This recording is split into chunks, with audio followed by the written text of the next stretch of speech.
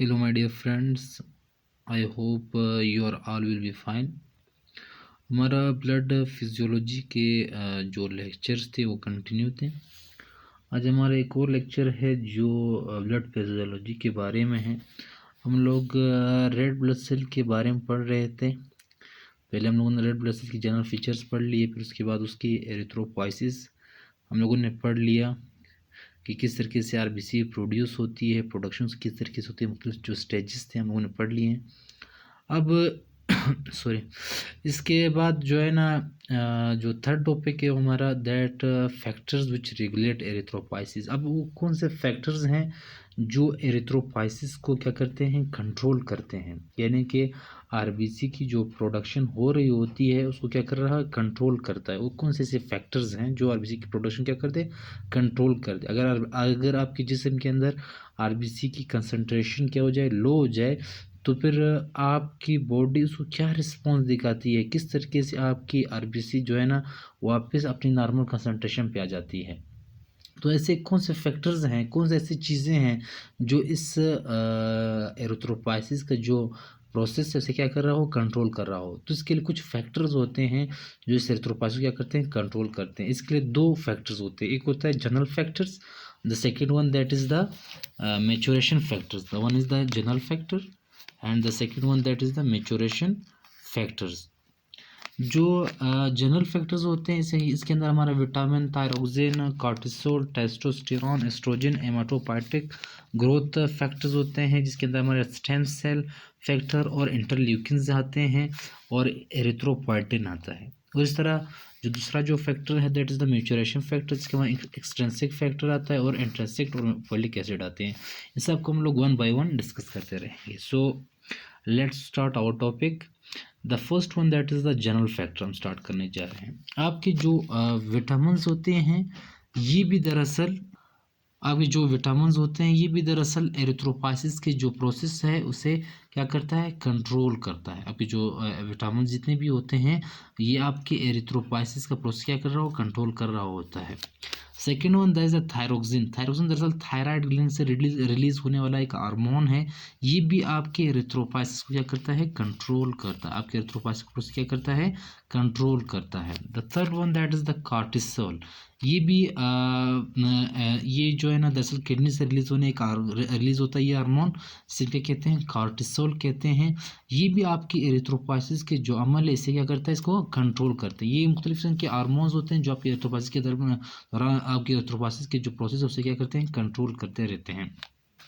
The fourth one that is the testosterone. ये mails के अंदर प्रोड्यूस होती है। फर्स्ट जो लेक्चर जब मैंने कहा था, मैंने कहा कि मेल्स के अंदर आरबीसी कंसंट्रेशन क्यों ज़्यादा होती है फीमेल से।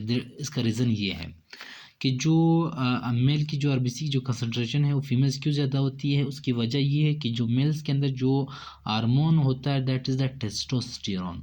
ये जो टेस्टोस्टेरॉन होता है ये इंक्रीज करता है एरिथ्रोपाइसिस की एक्टिविटी को, यानी कि आपका जो रेड ब्लड सेल की जो प्रोडक्शन होती है उसकी प्रोसेस क्या करता है, ये कंट्रोल करता है।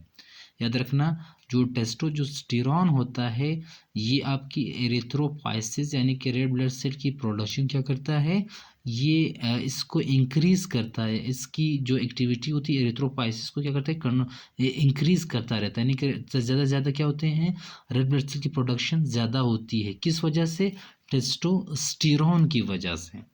तो इस वजह से मेल्स के अंदर आरबीसी की प्रोडक्शन क्या होती है, ज़्यादा होती है। फीमेल के अंदर क्यों कम होती है मेल्स की मुनासिबत से, क्योंकि मेल्स के अंदर फीमेल्स के अंदर एक हार्मोन होता है जिसे कहते हैं एस्ट्रोजन। एस्ट्रोजन एक ऐसा हार्मोन होता है जो इनहिबिट करता है एरिथ्रोपाइसिस की एक्टिविटी को, यानी कि एरिथ्रोपाइसिस की जो प्रोसेस होता है इसे क्या करता है, रोक देता है ताकि ज़्यादा से ज़्यादा आरबीसी ना बन पाए। तो as comparison to the male, तो इसकी जो आरबीसी की जो कंसंट्रेशन होती है वो फीमेल के अंदर क्या हो जाती है, कम हो जाती है, कम हो जाती है इससे। उसके बाद six one that is the haematopoietic growth factors होते हैं। इसके अंदर दो हमें सब जो एमोपाइटिक ग्रोथ फैक्टर को या जस्ट ग्रोथ फैक्टर्स भी कहो ये भी सही है। जो ग्रोथ फैक्टर्स होते हैं इसके अंदर दो होते हैं, one is stem cell factor, the second one that is the interleukins होते हैं। आपका जो स्टेम सेल जो फैक्टर्स होते हैं ये आपकी जो स्टेम सेल्स जो हम लोग पढ़ रहे थे हेमाटोपोइसिस के दौरान, आपकी जितनी भी स्टेम सेल्स होते हैं इसकी एक्टिविटी क्या करते हैं, कंट्रोल करते हैं। अब चाहे एरिथ्रोपोइसिस के जो माइलॉइड स्टेम सेल था उसकी प्रोसेस उसकी एक्टिविटी को क्या करता है, कंट्रोल कर रहा होता है, कुछ फैक्टर्स होते हैं, और इस तरह दूसरे जो स्टेम सेल्स थे उसकी एक्टिविटी क्या कर रहा था, कंट्रोल कर रहे होते हैं। The second one that is the interleukins. आपको 3 किस्म के इंटरल्यूकिन्स मिलेंगे, इंटरल्यूकिन 3, इंटरल्यूकिन 6, इंटरल्यूकिन 11। जो इंटरल्यूकिन 3 होता है ये टी सेल से रिलीज होता है, इंटरल्यूकिन 6 जो ना मैक्रोफेज रिलीज करते हैं, और इंटरल्यूकिन 11 दैट इज द ये रिलीज होता है कौन कौन सेल से, ओस्टियोब्लास्ट सेल्स होते हैं, ये से क्या करते हैं, रिलीज करते हैं। ये 3 भी आपके एरिथ्रोपोइसिस के प्रोसेस क्या करता है, कंट्रोल कर रहा होता है। ये जितने भी फैक्टर्स मैं पढ़ा रहा हूँ ये सारे एरिथ्रोपोइसिस के जो एक्टिविटी उसे कंट्रोल कर रहे होते हैं। And the seven that is the erythropoietin, the most important that is the erythropoietin, जो सबसे इंपॉर्टेंट जो फैक्टर है दैट्स द एरिथ्रोपोइटिन। इसके बारे में हम थोड़ा सा डिटेल में पढ़ते हैं कि जो एरिथ्रोपोइटिन होता है ये दरअसल किडनी और लिवर इसे रिलीज़ करता है, किडनी और लिवर दरअसल इसे रिलीज़ करता है। 90% एरिथ्रोपोइटिन आपका किडनी से रिलीज़ होता है और 10% एरिथ्रोपोइटिन आपका लिवर से रिलीज़ होता है। बाज़ बुक्स में भी लिखे हुए हैं कि बोन मैरो से भी रिलीज़ होते हैं जो बहुत कम कंसनट्रेशन में होती है। सो आपकी किडनी के अंदर जो रेनल जो ट्यूबुलर सेल्स होते हैं ये आपके एरिथ्रोपोइटिन को रिलीज़ करता है। किस चीज़ को रिलीज़ करता है, एरिथ्रोपोइटिन को रिलीज़ करता है। एरिथ्रोपोइटिन के ऊपर एक एरिथ्रोपोइटिन का एक हिस्सा जिसे हम क्या कहते हैं, हाइपोक्सिया रिस्पॉन्स एलिमेंट कहते हैं।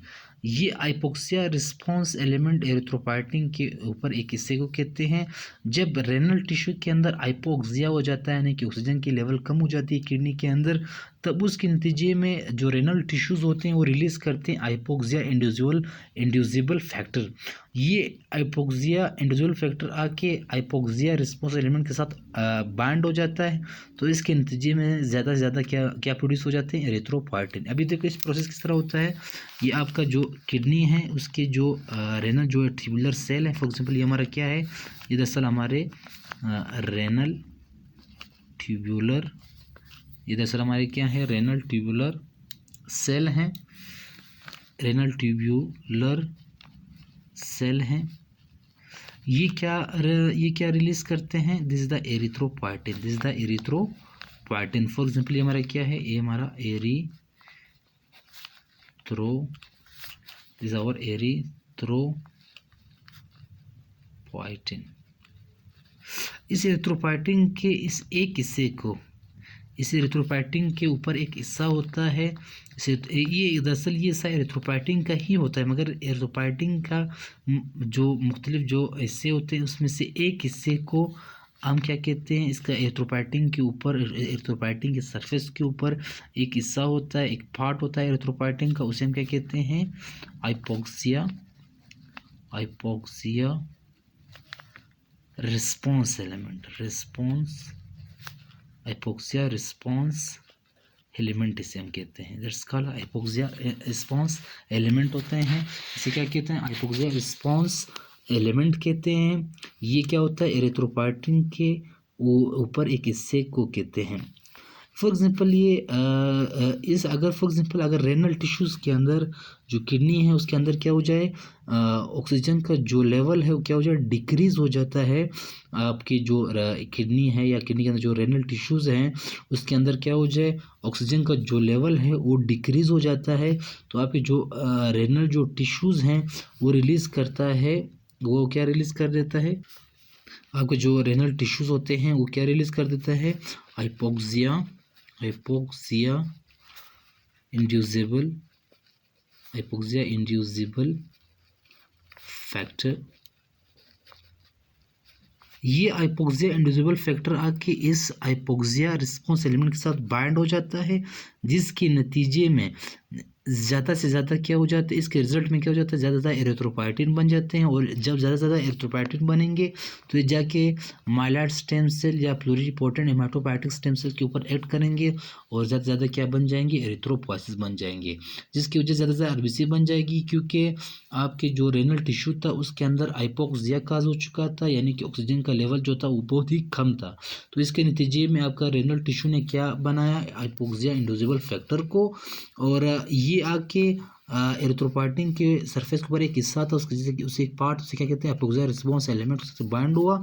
इसके रिजल्ट में क्या हुआ, जो एरिथ्रोपोइटिन जो था ज़्यादा से ज़्यादा एरिथ्रोपोइटिन बन गए, और ज़्यादा से ज़्यादा एरिथ्रोपोइटिन बनने की वजह से एरिथ्रोपोइटिन गया प्लूरिपोटेंट हेमाटोपोइएटिक स्टेम सेल के ऊपर एक्ट किया, और ज़्यादा से ज़्यादा क्या बने, आरबीसी की कंसंट्रेशन क्या हो गई, ज़्यादा होती गई, और ज़्यादा से ज़्यादा आरबीसी कंसंट्रेशन बनेगी, और उसकी वजह से आपकी जो जिस्म में है हाइपोक्सिया होता है उससे वापस कन्वर्ट कर दिया नॉर्मोक्सिया, यानी कि ऑक्सीजन का जो लेवल तो उसे वापस नॉर्मल कर दिया गया। This the role of erythropoietin होता है हमारे जिस्म के अंदर। द सेकंड जो this was all about the general factors, ये सारे हमारे जनरल फैक्टर्स थे, जिसके अंदर हम लोगों ने vitamin, thyroxine, cortisol, testosterone, estrogen, stem cells factor, interleukins और एरिथ्रोपोइटिन किस तरह प्रोड्यूस करता है, किस तरीके से प्रोड्यूस होता है, और कौन से ऑर्गन्स इसे प्रोड्यूस करते हैं, और किस तरीके से प्रोड्यूस होते हैं, और किस तरह आरबीसी एरिथ्रोपोइटिन का कंसंट्रेशन बढ़ता है, सब अभी मैंने आपको सब बता दिया। जो नेक्स्ट है that is the maturation factors, ये ऐसे फैक्टर्स होते हैं जो आरबीसी क्या करते हैं, मैच्योरेशन करते हैं, आरबीसी को क्या करते हैं, मैच्योर बनाते हैं। तो इसके अंदर हमें 3 चीज़ें से मिलते हैं जो आरबीसी की मैच्योरेशन के लिए क्या है, important. The first one that is the extrinsic factor, जिसके अंदर हमारा क्या होता है, vitamin B12। The second one that is the folic acid, ये भी हमारे आरबीसी मैच्योरेशन के लिए लाजमी है। The third one that is the intrinsic factor. ये 3 चीज़ें हमारे जो है ना आरबीसी की मैच्योरेशन के लिए क्या है, इम्पोर्टेंट है। आपका जो ये क्यों इम्पोर्टेंट है, क्योंकि आपका जो विटामिन, ये क्यों इम्पोर्टेंट होते हैं आरबीसी की मैच्योरेशन के लिए, क्योंकि vitamin B12 plus folic acid क्या बनाते हैं, थायमाइडिन ट्राइफॉस्फेट, क्या बना देते हैं, थायमाइडिन ट्राइफॉस्फेट। ये एक ऐसा फैक्टर है जो डीएनए की सिंथेसिस के लिए ज़रूरी होता है आरबीसी के, यानी कि जब भी vitamin B12 plus folic acid क्या बना देते हैं, थायमाइडिन ट्राइफॉस्फेट। जो थायमाइडिन ट्राइफॉस्फेट होते हैं ये डीएनए की सिंथेसिस के लिए ज़रूरी होता है ऑफ आरबीसी का। अगर विटामिन B12 या फोलिक एसिड की डिफिशिएंसी हो जाए इंसान की जिस्म के अंदर, तो इसके नतीजे में क्या होता है कि जो थायमाइडिन ट्राइफॉस्फेट नहीं बनेगा। जब थायमाइडिन ट्राइफॉस्फेट नहीं बनेगा तो डीएनए की सिंथेसिस सही तरीके से नहीं हो पाएगी, जिसकी वजह से आपकी आरबीसी की भी मैच्योरेशन सही तरीके से नहीं हो पाएगा, जिसके नतीजे में आपकी आरबीसी का जो साइज़ है वो क्या हो जाएगा, लार्ज हो जाएगा, जिसकी वजह से क्या होगा, मैक्रोसाइटिक एनीमिया होगा, या फिर हो सकता है पर्निशियस एनीमिया हो जाए, या फिर मेगालोब्लास्टिक एनीमिया होता है। ये फिर हम जब एनीमिया की टॉपिक है तब हम इसे डिस्कस कर लेंगे। फिलहाल इतना समझ लो कि डीएनए की आरबीसी की मैच्योरेशन के लिए हमें vitamin B12 plus folic acid की ज़रूरत होती है, क्योंकि ये दोनों थायमाइडिन ट्राइफॉस्फेट बनाते हैं, ये रिक्वायर होते हैं डीएनए की सिंथेसिस के लिए ताकि आरबीसी को मैच्योर कर पाए।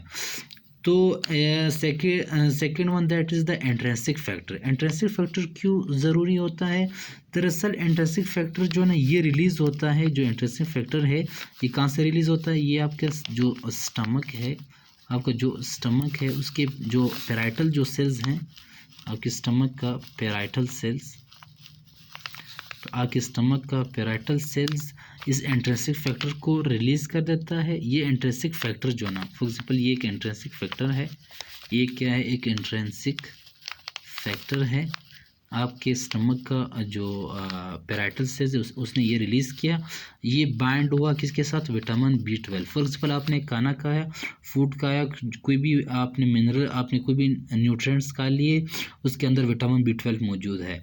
विटामिन B12 का आपकी बॉडी में एब्जॉर्ब होने के लिए इंट्रिंसिक फैक्टर का होना बहुत ही लाजमी है। आपका जिस तरह आपके खाने में विटामिन B12 शामिल था, तो आपका जो स्टमक है, वो क्या रिलीज़ करता है, आपके जो स्टमक के पैराइटल जो सेल्स होते हैं, ये क्या रिलीज़ कर देता है, इंट्रिंसिक फैक्टर।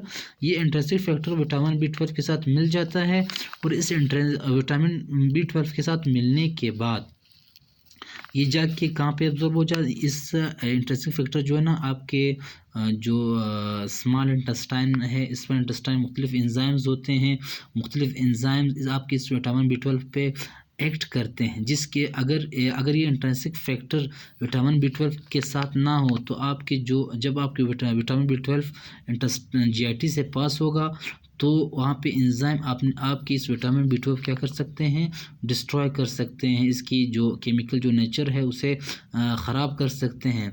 मगर अगर इस साथ इंट्रिंसिक फैक्टर अटैच हो, तो ये इंट्रिंसिक फैक्टर इस विटामिन B12 को GIT की जो एंजाइमेटिक जो रिएक्शंस होते हैं, जो एंजाइम्स होते हैं, इनके रिएक्शन से क्या करते हैं, इसे सेव करता है। उसके बाद ये क्या करते हैं, सेकंड वर्क इसका क्या होता है कि इंट्रिंसिक फैक्टर विटामिन B12 को लेके ब्लड के अंदर एब्जॉर्ब करवा देता है, ब्लड के अंदर इसे क्या कर देता है, एब्जॉर्ब करवा देता है। फिर जब ब्लड मुख्तलिफ ऑर्गन्स तक जाते हैं, मुख्तलिफ सेल्स तक पहुँचते हैं, तब इंट्रिंसिक फैक्टर जो है ना, फॉर एग्जांपल ये एक सेल है, सेल के ऊपर ये इंट्रिंसिक फैक्टर आके इस फॉर एग्जांपल ये एक इंट्रिंसिक फैक्टर है, और इसके साथ ये विटामिन B12 अटैच है, ये जैसे क्या है हमारा इंट्रिंसिक फैक्टर है, इसके साथ विटामिन B12 अटैच है। ये आके इस सेल के सरफेस के साथ क्या हो जाता है, अटैच हो जाता है। फिर पिनोसाइटोसिस के ज़रिए, यानी कि ये जो है ना कम्प्लीटली अंदर आ जाता है सेल्स के अंदर, और सेल्स जो है ना विटामिन B12 क्या कर देता है, यूज़ करता है अपने एक्टिविटीज़ के लिए। तो क्या हुआ, आपके इंट्रिंसिक फैक्टर ने बहुत इंपॉर्टेंट काम किए। इंट्रिंसिक फैक्टर स्टमक के पैराइटल से रिलीज़ होता है, विटामिन B12 को अपने साथ बाइंड कर लेता है, बाइंड करने के बाद अपने साथ जोड़ने के बाद जेनेटिक एंजाइमेटिक रिएक्शन से सेव करता है। सेकेंड वर्क क्या होता है कि ब्लड के अंदर इसके एब्जॉर्ब करवाता है, ब्लड के अंदर एब्जॉर्ब करने के बाद जब ये सेल्स तक पहुँचते हैं, सेल के सरफेस के साथ ये अटैच हो जाते हैं, और फिर इसको क्या कर देते हैं, सेल के अंदर ले जाते हैं। सेल के अंदर के बाद सेल इसे अपने मुख्तलिफ एक्टिविटीज़ के लिए यूज़ करता है, जिससे कि RBC के अंदर इसे RBC की मैच्योरेशन के लिए ज़रूरी होता है। अगर फॉर एग्जांपल अगर विटामिन B12 की क्या हो जाए, डिफिशिएंसी हो जाए, अगर आपके जिस्म के अंदर आपने डाइट में कम से कम विटामिन B12 लिया, तो इसकी वजह से आपको कौन सा एनीमिया हो सकता है, पर्नीशियस एनीमिया आपको हो सकता है। याद रखना, अगर आपके ने डाइट में कम विटामिन B12 ली है, विटामिन B12 की जो कंसंट्रेशन है वो आपकी डाइट में बिल्कुल नहीं है या कम मिकदार में है, तो अगर डिफिशिएंसी हो जाती है आपकी बॉडी के अंदर विटामिन B12 की, तो इसकी वजह से क्या हो सकती है, पर्नीशियस एनीमिया हो सकता है। या फिर आपने डाइट के अंदर विटामिन B12 जितनी मिकदार में ज़रूरत होती है बॉडी के लिए, उतनी मिकदार आपने डाइट में ली, मगर आपका जो स्टमक है वो स्टमक के जो पैराइटल सेल्स वो आपके इंट्रिंसिक फैक्टर को रिलीज़ नहीं कर दे, तो जो आपने विटामिन लिया था वो वापस आपके जिस्म से खारिज हो जाएगा, और आपके जिस्म में भी विटामिन B12 की डिफिशिएंसी काज हो सकती है। यानी कि दोनों केसेस में अगर विटामिन B12 की डिफिशिएंसी आपकी फूड के अंदर कम हो, या फिर आपके इंट्रिंसिक फैक्टर की कंसंट्रेशन कम हो, तो दोनों केसेस में आपकी विटामिन B12 की डिफिशिएंसी होगी, तो इस वजह से एक एनीमिया होता है, जिसे हम कहते हैं पर्नीशियस एनीमिया, इसे हम कहते हैं। तो that's all about the maturation factor. Maturation factors में क्या है, विटामिन B12 है, और फोलिक एसिड है, और इंट्रिंसिक फैक्टर है। और जो जनरल फैक्टर्स थे उसके बारे में पढ़ लिया था, विटामिन था, थायरोक्सिन था, कॉर्टिसोल था, टेस्टोस्टेरोन था, एस्ट्रोजन था, हेमाटोपोइटिक ग्रोथ फैक्टर्स थे, इंटरल्यूकिन स्टेम सेल फैक्टर्स थे, ये सारे, एरिथ्रोपोइटिन था। ये सारे जो फैक्टर्स मैंने पढ़ाए हैं ये एरिथ्रोपाइसिस के लिए नेसेसरी है, यानी इन फैक्टर्स का होना, तो एरिथ्रोपाइसिस का जो अमल है वो होगा। अगर ये इन फैक्टर्स का ना होना, तो आपकी जो RBC की जो प्रोडक्शन होगी उसके अंदर एबनॉर्मेलिटीज़ या किस्म की डिफेक्ट्स प्रोड्यूस हो जाएंगे। So this was all about the regulating factors which regulate the erythropoiesis. I hope you understood it. अगर आप लोगों में कोई किसी का भी कोई सवाल हो तो आप कमेंट बॉक्स में लिख लीजिए, मैं आपको इंशाल्लाह ताला आपको उसका आंसर दे दूंगा। और आप वीडियोस को ज़्यादा से ज़्यादा लाइक करें और शेयर करते रहे अपने दोस्तों के साथ, ताकि ताकि हर कोई इस वीडियो से बेनिफिट ले सके। इंशाल्लाह ताला आप वेट कर लीजिए नेक्स्ट लेक्चर के लिए। इंशाल्लाह ताला हम नेक्स्ट लेक्चर में मिलेंगे इंशाल्लाह।